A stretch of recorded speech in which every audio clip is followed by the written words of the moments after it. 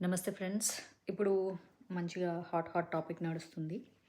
అయితే సాయిబాబా ముస్లిం దేవుడు, హిందువులు ఎందుకు పూజించాలి అని నేను అన్నందుకు చాలామంది నా మీద యుద్ధానికి కక్ష కట్టారు. పర్వాలేదు.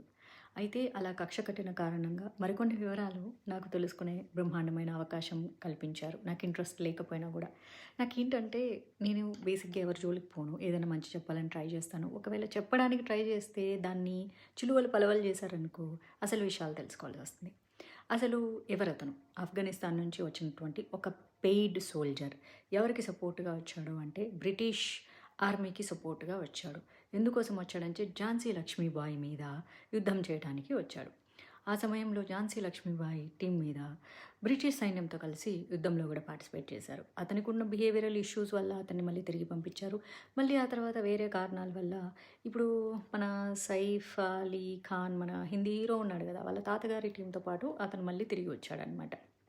సో, వచ్చిన తర్వాత పఠాన్ ఎక్కడో అక్కడ నార్త్ ఇండియాలో ఒక ప్లేస్ ఉంది. అక్కడ ఫస్ట్‌గా సెటిల్ అయ్యారు. తర్వాత ఏంట్రా ఏం చేసినా సరే హిందువులు విడిపోవట్లేదు, ఏదో ఒకటి చేయాలని డిసైడ్ అయిపోయి, హిందువులని ఎలాగైనా విడగొట్టాలి, డివైడ్ అండ్ రూల్ పాలిసీ అని చెప్పేసేసి అప్పుడు తయారైనటువంటి ఆ బాబానే ఇప్పుడు హిందువులు పూజ చేస్తున్న బాబా. ఇంట్రెస్టింగ్. పార్ట్ 2 కోసం వెయిట్ చూస్తూ ఉండండి.